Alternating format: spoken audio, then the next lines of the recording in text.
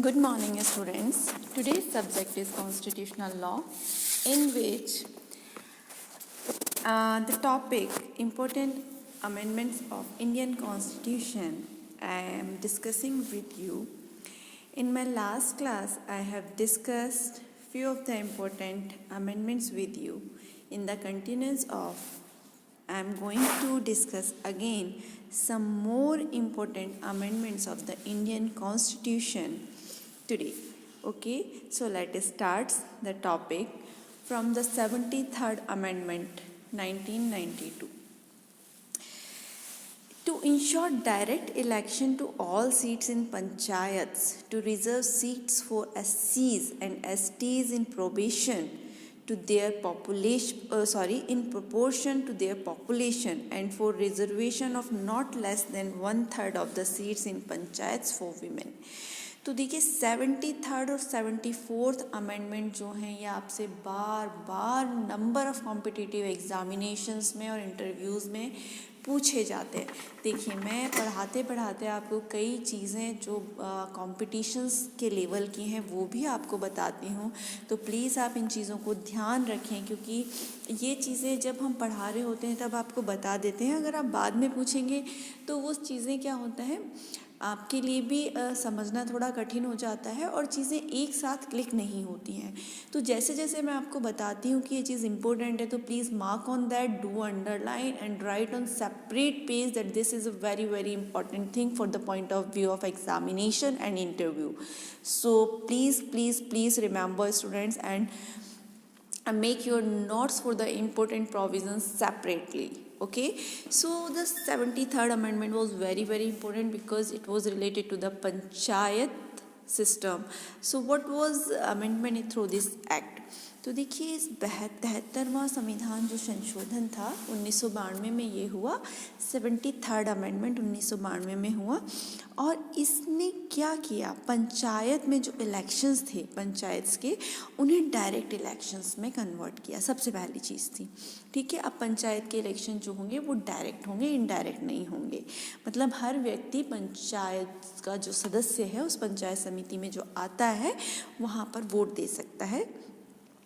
इसके साथ ही SC ST के लिए उनकी जनसंख्या उस पंचायत क्षेत्र में जो उनकी पॉपुलेशन है उसके हिसाब से 1/3 सीट्स जो है SC ST की सीट्स तो उनकी जनसंख्या के हिसाब से रिजर्व रखी गई, और महिलाओं के लिए 1/3 1/3 सीट्स पंचायत में विमेंस की होंगी। भाई मान लीजिए 100 सीट्स हैं एक पंचायत में, ठीक है, तो 100 में से 1/3 कितना होगा, वो सीट्स महिलाओं के लिए होंगी। समझ गए आप? ये बिल्कुल फिक्स है। मान लीजिए आप कि ये मैंडेट प्रोविज़न है कि पंचायत में 1/3 सीट जो हैं वो विमेंस की होंगी, ठीक है। इसके अलावा जो SC ST का प्रोपोर्शन होगा वो उनकी पॉपुलेशन के हिसाब से होगा, ठीक है ना। तो हम जैसे 12% और 16% जो रिजर्वेशन देते हैं SC STs के लिए, उसी प्रोपोर्शन में वो पॉपुलेशन के हिसाब से होता है, तो वहाँ पे भी पॉपुलेशन के हिसाब से होगा। ये बहुत इम्पोर्टेंट अमेंडमेंट था जो पंचायतों को स्वतंत्र गवर्नेंस की पावर भी देता है, डायरेक्ट इलेक्शन यहाँ पर देता है, विमेंस के लिए 1/3 सीट्स के रिजर्वेशन की प्रोविज़न करता है। नेक्स्ट जो इम्पोर्टेंट अमेंडमेंट था वो था 74th अमेंडमेंट 1992। जिस प्रकार पंचायत्स को इलेक्शन डायरेक्ट इलेक्शन किया गया पंचायत्स के लिए, उसी प्रकार नगर पालिकाओं के लिए भी डायरेक्ट इलेक्शन की व्यवस्था की गई, म्यूनिसिपैलिटीज़ में भी, ठीक है। तो 73 अमेंडमेंट जो था वो पंचायत से रिलेटेड था 1992, और 74th जो अमेंडमेंट था ये भी 1992 में ही हुआ, लेकिन ये संबंधित था नगर पालिकाओं से, ठीक है। तो इसके इलेक्शन जो है वो डायरेक्ट होते थे। अब इसके बाद जो नेक्स्ट अमेंडमेंट आया वो था 75th अमेंडमेंट 1994 में। इसके थ्रू क्या चेंजेस किए गए, it provides for setting up of state level rent tribunals to exclude the jurisdiction of all courts except that of the Supreme Court under Article 136 of the Constitution. It was the very beautiful amendment because क्या हुआ इस amendment से, state level rent tribunals, इस संशोधन अधिनियम ने हर state के लिए एक रेंट ट्रिब्यूनल की स्थापना कर दी। मतलब ट्रिब्यूनल क्या होता है, ट्रिब्यूनल एक तरीके से एक अलग बॉडी होती है, वो कोर्ट नहीं होता बेसिकली, लेकिन कोर्ट की तरह काम करता है, ठीक है। और वो पर्टिकुलर जिस पर्पस से बनाया जाता है उसी मामलों को सुनता है और उस पर डिसीजन देता है। तो इस 75वें संशोधन के द्वारा क्या कहा गया कि किराए से संबंधित जितने भी मैटर होंगे स्टेट लेवल रेंट ट्रिब्यूनल में सुने जाएंगे और इन मामलों में किसी भी कोर्ट को कोई क्षेत्राधिकार नहीं होगा, ठीक है। सिर्फ और सिर्फ ये मैटर कहाँ जाएंगे, ट्रिब्यूनल में जाएंगे। लेकिन सुप्रीम कोर्ट में ये मैटर जा सकते हैं विशेष अपील के थ्रू, ठीक है ना। तो ये प्रावधान किया गया था कि जो किराए से संबंधित जो भी मसले होते हैं उठाए जाते हैं वो सीधे रेंट ट्रिब्यूनल में उठाए जाएं, कोर्ट में ना लाए जाएं, ठीक है। इसके बाद जो संशोधन हुआ वो था 76वां संशोधन अधिनियम 1994। ये भी देखिए बहुत ही इम्पोर्टेंट संशोधन अधिनियम था। इसके थ्रू क्या हुआ, it relates to the reservation of seats of educational institution and of appointments of or post in the services under a state for backward classes, scheduled caste and scheduled tribes. The Supreme Court had ruled on November 1902 that the total reservation under 1640 of the Constitution should not exceed 50%. तो देखिए basically आप साधारण भाषा में मैं आपको समझा देती हूँ कि ये जो 76वां संशोधन अधिनियम था ये एजुकेशनल इंस्टीट्यूट्स जो होते हैं, शिक्षण जो संस्थान होते हैं, उनमें SC, ST और बैकवर्ड क्लास के लिए सीट रिजर्व करने से संबंधित था।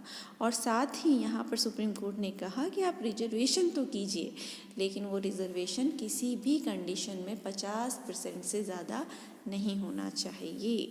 लेकिन मैं आगे आपको बहुत बार बताऊंगी कि रिजर्वेशन 50% से कई ज़्यादा है, ठीक है। तमिलनाडु में रिजर्वेशन 70+ है और नॉर्थ ईस्ट में कई जगह रिजर्वेशन 80+ है और राजस्थान में भी रिजर्वेशन 50 की लिमिट क्रॉस कर चुका है। तो वो ऐसा क्यों होता है वो मैं आपको आगे के अपने चैप्टर्स में डिस्कस करूँगी, ठीक है। चलिए नेक्स्ट अमेंडमेंट जो हुआ इसके बाद वो था 77वां संशोधन 1995। ये भी काफ़ी इम्पोर्टेंट अमेंडमेंट हुआ। इसने क्या किया, according to this act the government has decide to continue the existing policy of reservation in promotion for the scheduled caste and scheduled tribes. अब इस संशोधन अधिनियम ने कहा कि प्रमोशन में भी SC ST की सीट्स जो हैं भाई वो रिज़र्व रखी जानी चाहिए। क्या किया जाना चाहिए, प्रमोशन में भी SC ST की सीट्स रिज़र्व रहनी चाहिए। इसके बारे में पॉलिसी बनाने का काम जो है वो सरकार को दिया गया, सरकार पॉलिसी बनाएगी, ठीक है। तो पहली बार जब आवाज़ उठी ना कि SC ST को प्रमोशन में भी रिजर्वेशन चाहिए, वो इसी संशोधन अधिनियम का परिणाम थी। नेक्स्ट था 78th अमेंडमेंट एक्ट 1995। इसके थ्रू क्या हुआ, it includes land reform laws in the 9th schedule so that they can not be challenge before the court.